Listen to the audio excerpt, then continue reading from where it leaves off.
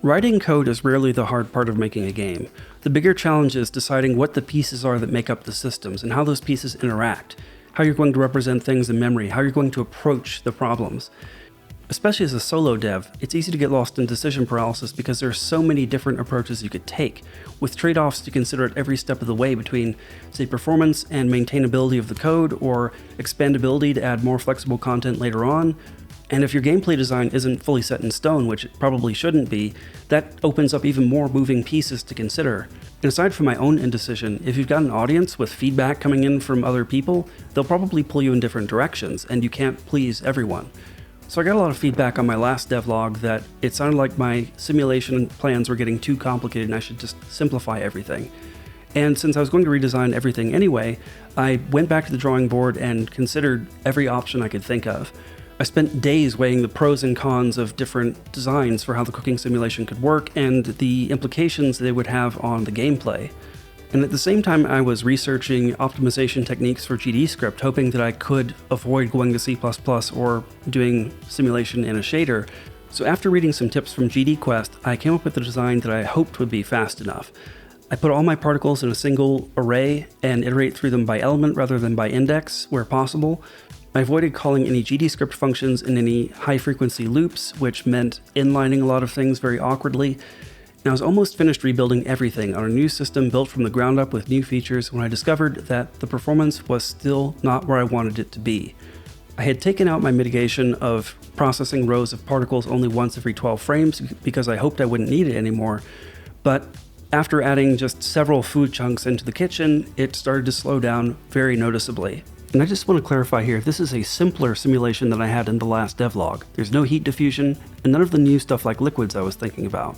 And I could put that mitigation back in, but if it's slowing down with this few items on my relatively powerful machine, I imagine it's going to be worse for other players on older hardware. And I don't want a pixel art game like this to require a high-end computer. Now, I'm not saying it's impossible to build a cooking simulation for this game that would be fast enough in GDScript, but I'm already doing a lot of really awkward things like manually inlining code because you can't just tell a compiler to inline it for you. And I don't want to gamble that spending another week or 2 weeks trying to optimize this would pay off. Instead, I think it's time to just bite the bullet and switch to C++.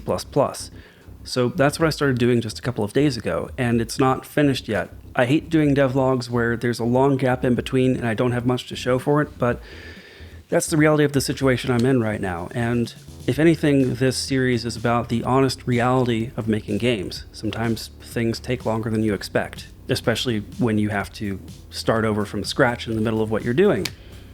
But in many ways, this is a relief for me because I do prefer working in C++. It's a much more mature language with a lot nicer features, and there are a lot better editors for it. You still can't even do split screen view 2 source files at once in the Godot editor. And of course, I can edit GDScript in another program, but then it doesn't have all the full awareness for autocomplete suggestions and syntax highlighting and things like that. And better yet, I can have my more realistic heat transfer and features like that are really easy to implement when I'm not worried about performance being a problem. So this will probably be a very short devlog, but I do have one new thing to show you. Before switching over to GD Native, I did get one new feature working, which is procedural ingredient generation. What I'm doing is starting from ingredient templates, which are composed of multiple layers that have a map of components. Red pixels are one component, green another, and blue a third, such as, for example, meat, fat, and bone on a steak. But then each substance is given a random texture and 3 colors.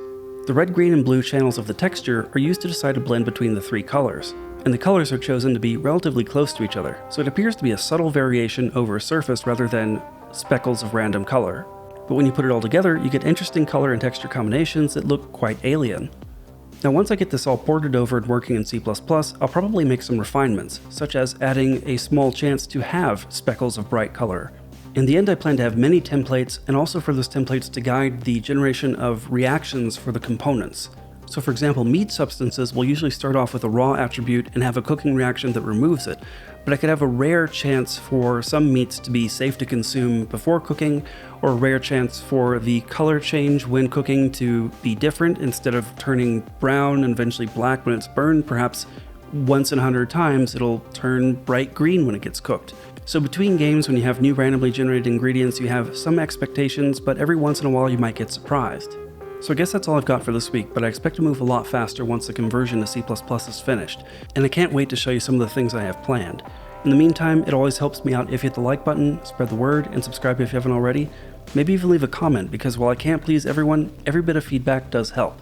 And of course, thanks for watching.